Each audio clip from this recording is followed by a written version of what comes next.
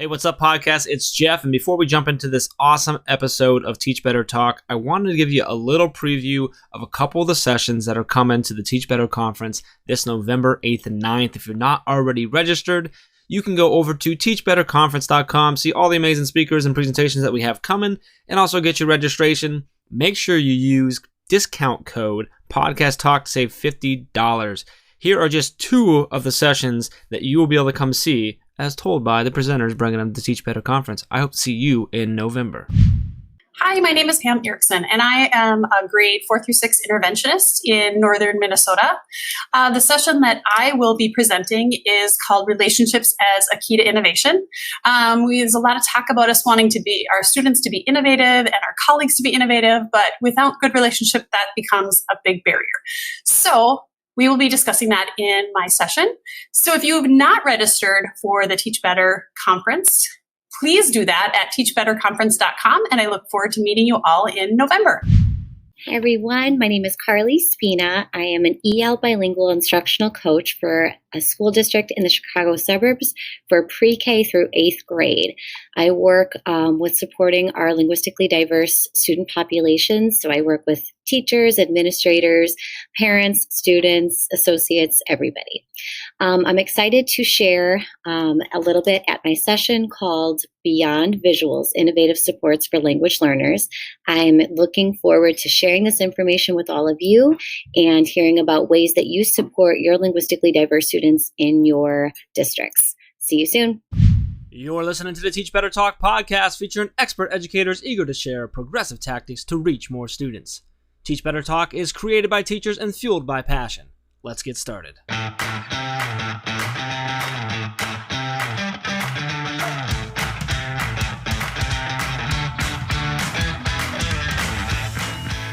Hey everyone, welcome to episode 116 of Teach Better Talk. I'm Ray Hewart, and as always, I am with my really spooky friend, Jeff Gargan. I'm glad you went with spooky because it's Halloween. Happy Halloween, Ray. Happy Halloween, Jeff. I love being able to describe you as spooky because they think it's festive, and I mean it for real. Understood and accepted. Thanks. I appreciate that a lot. Hey, I mean, it's a good and bad word. I think it works for this episode. Yeah, it is. So super excited about that. Did you have a good? What's that? Go ahead. What? I don't want to interrupt you, dear. Go, please. Well, I just want to ask you if you had a good weekend. I had a great weekend. I actually performed and DJ'd a wedding. So some people might not know that I DJ weddings sometimes on the side. I'm also an ordained minister, so sometimes I get to do both.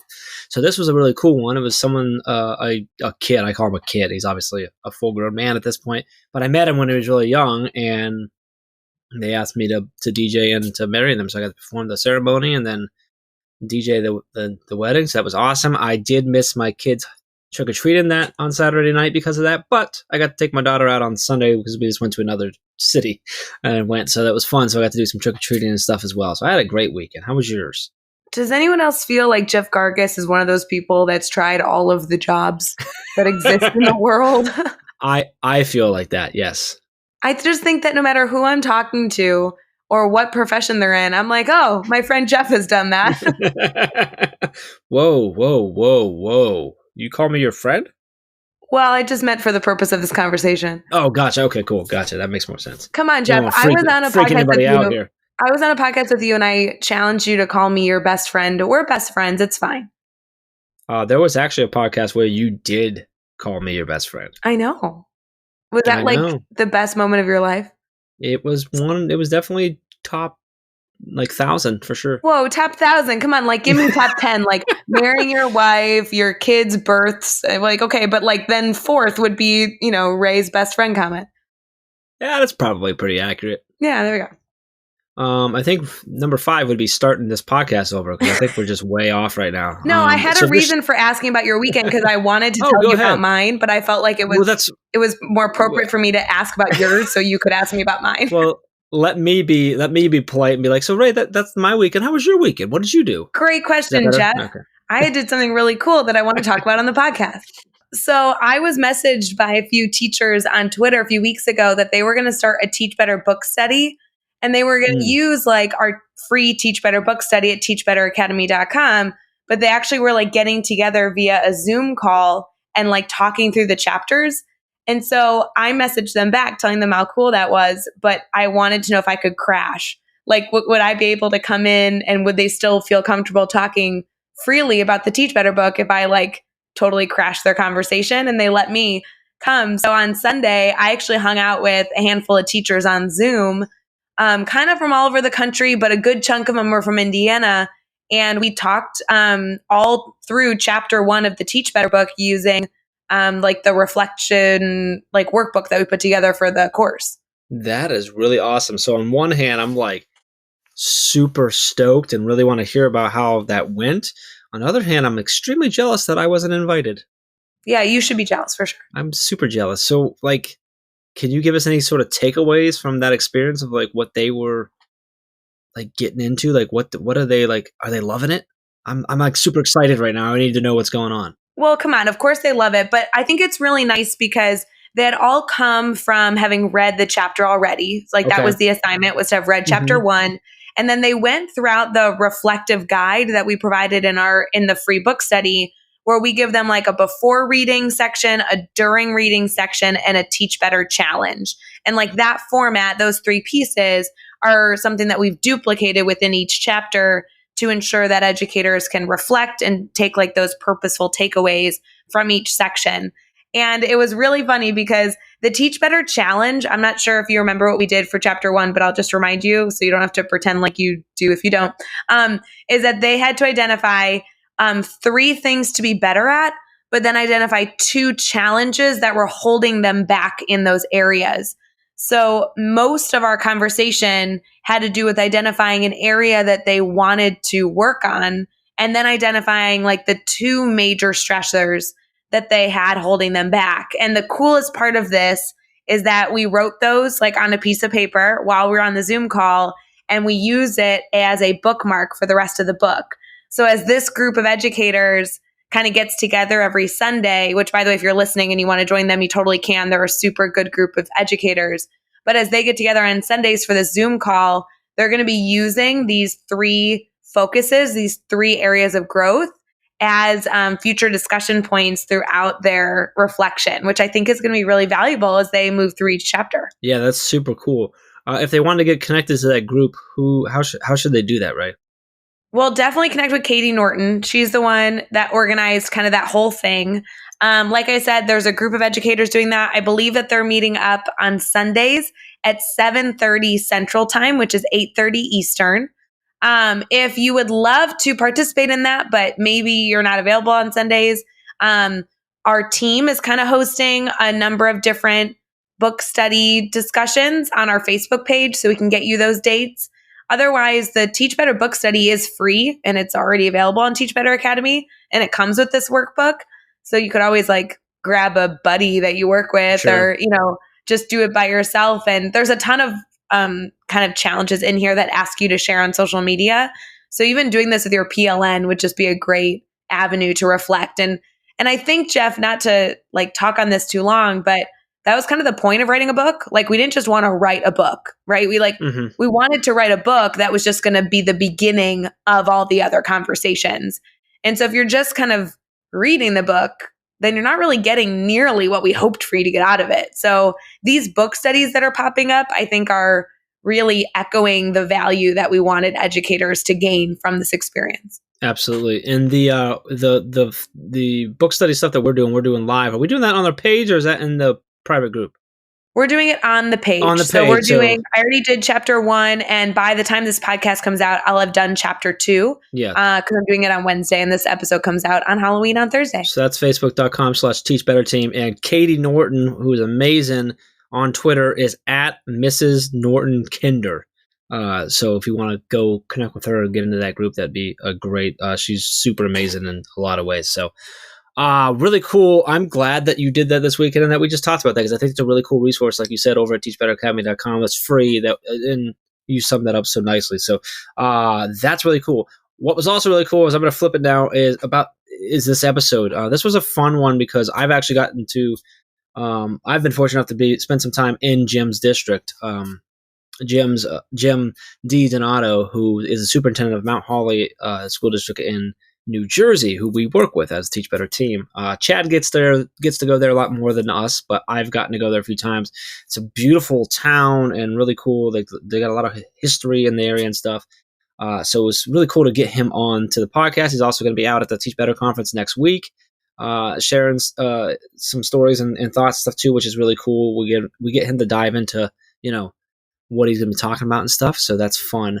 So Jim is the superintendent at Mount Holly in New Jersey. It's a pre-K to 8 school district.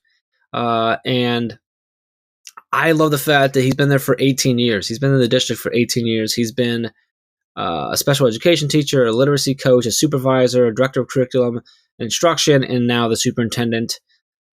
He refers to himself as an educational geek. He really loves, and I know that you love this, he talks a lot in this episode, and it always seems to come back to like this connection with the community. Yes. And go figure we're doing Teach Further work with them, so it makes sense. But this connection to the community and the fact that like we can bring our students into the real world now. We don't have to wait, that type of stuff. I really like that. And I love his take on what they're trying to do and what he's trying to convey there and some of the lessons that he's learned through his years. And I think he makes a really cool point on failure. We all know that that's like my favorite part of the podcast all the time, but he really talks about a cool way to look at those failures and something to just keep in mind if you are going through a tough time, challenge, or failure right now. So I think it's really important. So listen to this one through. Ray, any last minute words for anybody? No, I just think that his focus on community engagement is literally my bread and butter. I loved listening to this amazing educational leader make that a focal point because this is the future of education. And I'm so excited that he's making it a focus in this district. With that, let's get into episode 116 with James D. Donato. Hey, what's up, podcast? It's Jeff. Don't worry, I'm going to get you right back into the episode, but I had to jump in because you have to understand we are now just a week away from the Teach Better conference, the first one ever. We have an amazing lineup of speakers coming out. We've got over 90 different sessions for you to consume and learn from and grow from and take back to your classrooms in your districts and put in place. We have only got a few spots left. Like, this is going to sell out. It will sell out before the day, like right there. So a couple more spots to grab. You can take the discount code Podcast Talk, save yourself $50 on either of the 2-day registration options over there at teachbetterconference.com. Get over to the site, get registered, come hang out with us next week, November 8th and 9th in Akron, Ohio. I look forward to seeing you there. Again, that's over at teachbetterconference.com. All right, let's get back to the episode. All right, we're here. We are talking with Jim D. Donato. And Jim, it is awesome having you on the podcast. Super excited to get you here. I've actually had the pleasure of coming to your district a couple times, so I know the awesome work that you're doing, the culture that you've built, everything going on. So we're super excited to talk to you. Before we get too far into it, man, how are you feeling right now? Yeah, I feel great. It's my first podcast. I'm happy to be on with you, Jeff, and you, Ray. And excited to talk about education, as always. Like, I'm an education geek, and if we can talk about this all the time, then I'm a happy man. Well, Jim, we're going to have a whole lot to talk about and a ton of fun. So I'm glad this is your first one, but you can sit back and relax and not stress at all. It's going to be super easy. All right. So the first thing that we're going to talk about is just learning more about you. I know, Jim, I've heard a ton about you, obviously, with your work with the Teach Better team. But I want to learn more about your backstory. So if somebody asked, what you do, what would be your typical response to kind of encompass what you do? Yeah, I always tell people I'm an educator. I work in the public schools. I'm a superintendent of Mount Holly Schools. So I've been there for 18 years. Started a little bit before that in education as a teacher assistant and worked my way through different areas: teacher, coach, supervisor, director, and now superintendent. So it's been Mount Holly's been the one place that I've been part of this whole time. And so educating kids preschool to grade 8, about 1,100 students in that district. Excited to be part of trying to create a system for our kids. I love it. In 18 years, and it's all in the same district. All in the same district. A long time to be there. You've had a lot of positions there, which is awesome. So I want to talk to you more about that. But first, I want to mention that, Ray, I don't know if you know, but Jim is actually coming out to speak at the Teach Better conference as well. Oh yeah, I'm so Are you excited. familiar with the Teach Better conference, Ray? Oh, I think I get to go. Yeah, you get to. I invited you. I allow that.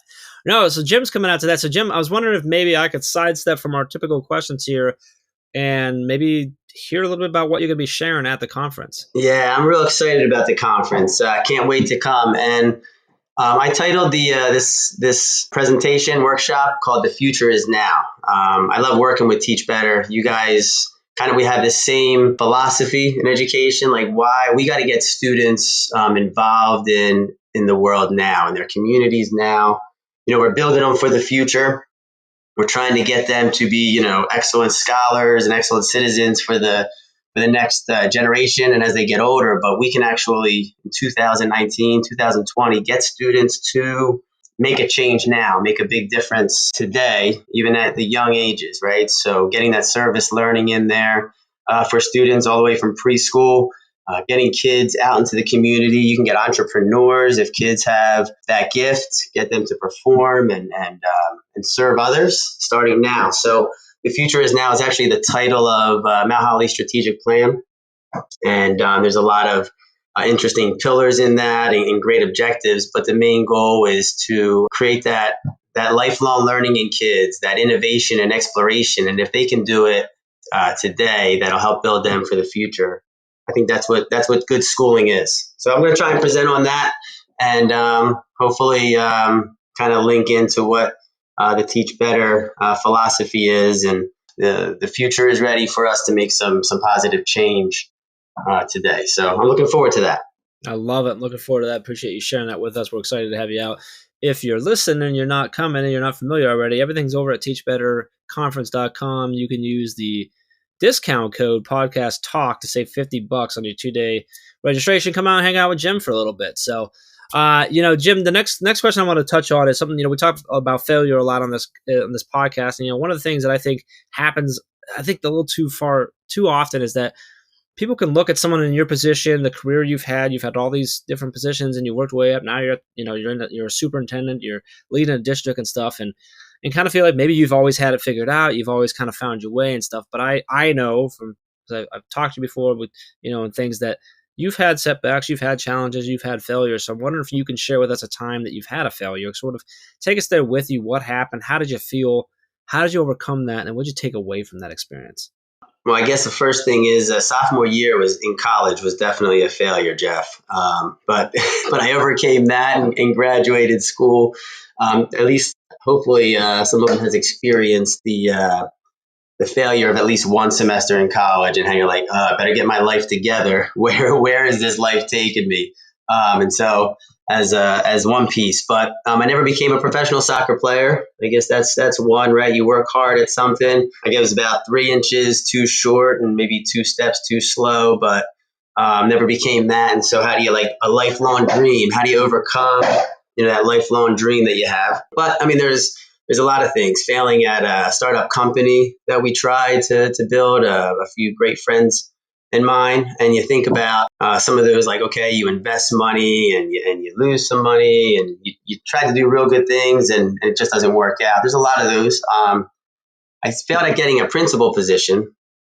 All my as I went back to school to get my master's degree, I said, okay, I'm going to go back and lead and go be a principal. Well, I got my degree and never became a principal, and was looking at other districts outside of Mount Holly to get that position, and it kept falling short. I'm like, wow, I just told you a whole bunch of failures. I was like, I don't really fail that often. So what is it?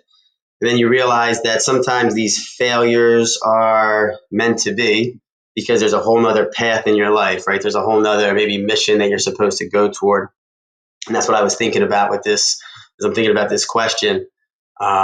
That failures sometimes are meant to build you up and just make you stronger and better character, or sometimes they're meant to be because that's really not the door that you were supposed to open, and the right door is in place. So for the time being, the right door is in place. I never became a principal, but in that same district in Mount Holly, I became a supervisor, then director, excuse me for the noise, director, and then superintendent. And that wouldn't have happened if I took that principal job somewhere else or got that principal job somewhere else. So if that makes sense, if you open the right doors, maybe I'll fail less if I start opening the right doors. Yeah, that makes a lot of sense. I talk every now and then about sort of how those little failures all along the way are road signs. It's just unfortunately we don't realize that the road signs along the way all the time. Sometimes you have to look back and see that they were guiding you the whole time. So I love how you twisted that in. And yeah, I mean that's a really powerful lesson of that you never know that failure that you had might have actually been the thing that was pushing you to the right direction to be a superintendent. So really cool. Really love that. So now let's flip it around now, Jim. Let's talk about a successful moment you've had. This could be something big or something small, but tell us what happened. Why was it a success for you? And then what did you take away from that? Yeah. So I guess successes sometimes aren't as easy to think about, but I guess you can think of becoming superintendent as a success, and then success isn't really where you begin, it's where you end. So yeah, you get a position, you worked your way to a great spot to lead a great community, and all right, that's a success. But there's a lot more to that, I guess, end goal or to that journey. So I guess the success is really at the end. So I'm thinking about success, and one thing that came to mind over all those things, right? I've started a bunch of programs through a lot of different areas, a lot of innovation, from STEM and robotics to great literacy programs. And then I thought about my special ed position when I was in a multiple disabilities teacher for grades 3 to 5. It was the first multiple disabilities program in Mount Holly when I first started there. And so we built this program up my second year as a teacher, coming from another district. And I was like, okay, how are we going to build kids and read? And so these kids are 3rd, 4th grade. And this one student just could not read, no matter what we were trying, practicing over and over. And just, he was trying his best, get real frustrated. And every day we would read together. And it was toward the end of the year, it was like April. And it's these little books, those quick phonic readers. But he comes up and he starts reading it to me. He's like, look, Mr. D, I can read. And I was like, wow, that was a real success moment. And I guess above a lot of other things, that one really resonates with me, because I was like, okay, you keep pushing through, you keep working with a child through his disabilities, through his struggles, emotions, and you can actually get to that next level. I actually saw him last year. He's got a child in our district, and we were talking, and we have still a good relationship together. And so that helped me build like this passion for reading, helped me be a literacy coach, and grow in those areas. So that one success, I guess, had a big impact on me. That's a huge one. Absolutely. That would have a big impact on you. What a great story. As we talk on education, you've obviously done so much. I'm just soaking in between your failure story and your success. I have to know, you've done all these things, and you obviously as superintendent have, like you wear many hats, or you have your hands in a lot of buckets, however you want to phrase it. What like fuels your fire? What's keeping you excited about everything that you're doing right now? Yeah, good question. Public school has so many parts to it, right? And so when you take the position, you only know so much of it, and learning all those parts is actually fascinating. I mean, the public school system is such a huge entity, right? From Washington, D.C. through all these states. And so all these pieces are in place, and how to get kids to educate or to learn and get passionate about learning through, this huge system where you can't always do things exactly the way you might think is best, because the system's so large, might not let you do that. But that in and of itself is passionate or is exciting, because you're trying to make this system as successful as possible. Let's see. I guess learning through figuring out this, even though it's a small district, it's still a big system, that everyone matters, because there's so many parts to it, that every person matters. So every staff member and what the impact they have on children, on each other, on the community. I think that has a huge impact on me, all the staff, and then all the stakeholders, right? From your board members to your parents to the the owner of the ice cream store, to the owner of the pizza store, to the Mount Holly, to the police department, to to all of the entities, right? We can name them all, and to say how all they matter, and if you can build that whole community together, then the school is just an amazing place to be, amazing place to work, and then hopefully a really engaging place to learn, and everybody's involved. And getting those parents to really buy into the system and be part of that. A lot of times schools are isolating themselves from community just because the world is getting so big, and actually the community is isolating from the schools. It's both ways. And how to build that community together is, I guess, one of my big passions right now. How you can, in 2019-20, maybe go back in time a little bit to where the smaller community has a bigger impact.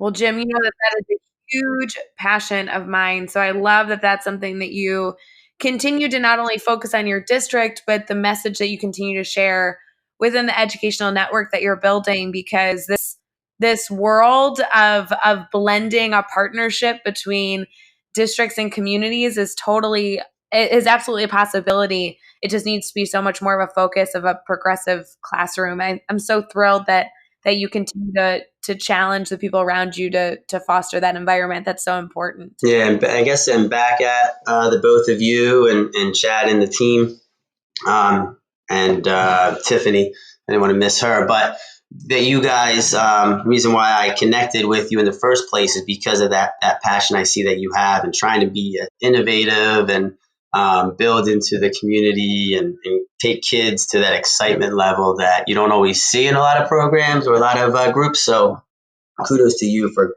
trying to build that in this system. Well, and, you've talked a lot about developing this system, and I want to kind of go back to that with our next question. When you're focusing on this being the future of, education, the ability for students to see that relevancy day in, day out within their classrooms, within their community, and everywhere in between, what advice do you give, whether it be a new teacher or an educator kind of starting early in their career? What advice do educators need to either begin on this movement to be better in their classrooms, or just simply, to get started in their, progression? What were you thinking as advice wise? Well, two things that I tell the new teachers. I do the summer institute with the new teachers. I love doing that in the summer, getting excited about it.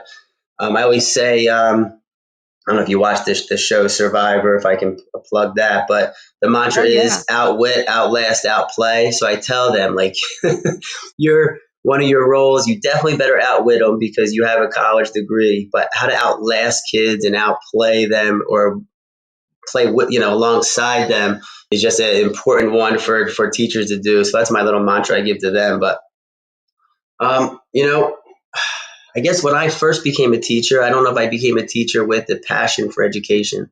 I became a teacher because I worked well with kids, and, I was good at it. But I wasn't sure if this was my, mission or my lifelong passion. And so how do you excite new teachers to really believe that, keep that within them, and how not to lose that over time, right? Because teachers turnover rate, leaders turnover rate in the school system is way too short. I don't know the number of years, but the average superintendent I hear sometimes is under 3 years. The average teacher does not last more than 5 years at times. And how do we keep that energy going and keep that passion going? Sometimes in a place that's really hard. That's really hard to be at with all the worries that the schools have, and New Jersey's number one, and the United States is great education system, but there's a lot that kids have to deal with, a lot of society has to deal with. How do you keep that passion for learning and that excitement for learning, and to keep learning in your field? Sometimes people get stale in their field. How you keep learning and keep growing, how you join a podcast to keep getting excited about education and go to conferences, and not forget what we're all about. I guess that's one one huge piece of advice. I love that. And it fits right into the teach better mindset of just continually being better every day, learning every day, trying to grow. So I love it. Fits right in. That's perfect. So let's have some fun here, Jim. We're going to do the next 6 questions. And your goal is to answer each one in 15 seconds or less. You ready to go? All right, let's do it. All right. What is one ed tech tool you cannot live without? Anything Google, because sharing and collaborating is such an amazing tool that we didn't have before. Give us a book that you're reading right now. I am reading Learning from Lincoln, Leadership Practices for School Success. Harvey Alvey and Pam Robbins. Just some Lincoln quotes are so amazing and explains how you can tie that into being an educational leader. It's really cool. Who do we need to follow on Twitter or Instagram today? Besides me, at James E. Donato, I picked 2 healthy groups at Teacher Fit 19. I don't know if you know them, but they do great things for educators. And then at Oh How Healthy is a good friend of mine, and she has amazing tweets, nutritional tweets, real quick learning exercises. So both of them, I think where in a short amount of time you can become healthier and more fit. Check them out. Very cool. And we do know Teacher Fit. Nick is actually going to be out at the conference as well. So that's great.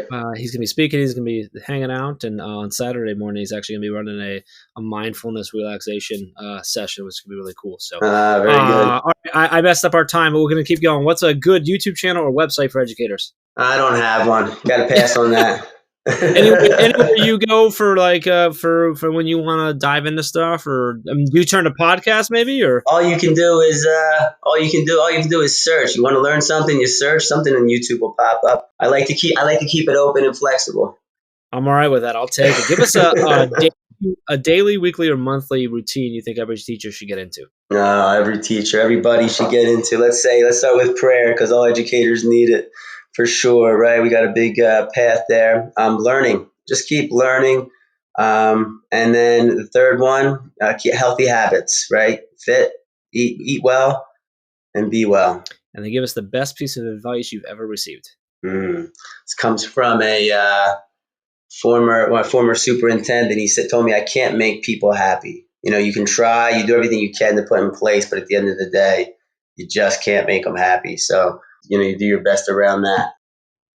Well, Jim, I just think you had such incredible value for our podcast. I know that we've had a lot of interactions virtually and you do a ton with the team, but I've just so enjoyed getting to know you on a more personal level and kind of like your mindset, because it really aligns with everything I've seen you continue to encourage your teachers in your district to do. And I just love being able to connect with educational leaders who are consistent and passionate about what's doing right for students. So I really appreciate it.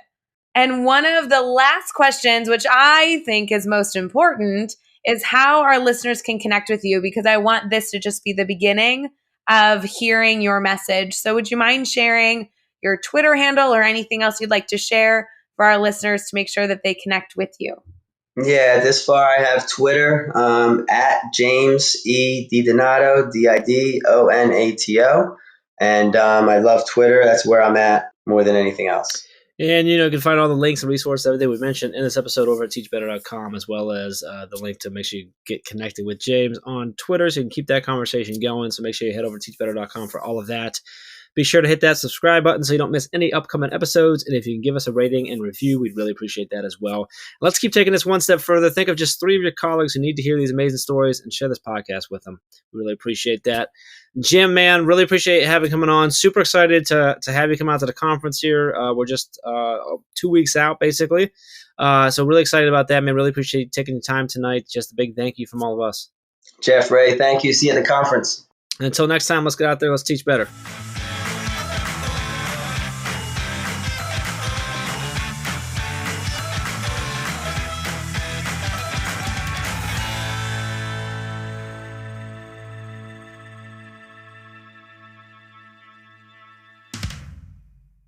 Oh, I have to actually have an intro. Hold on. Man, what's going on?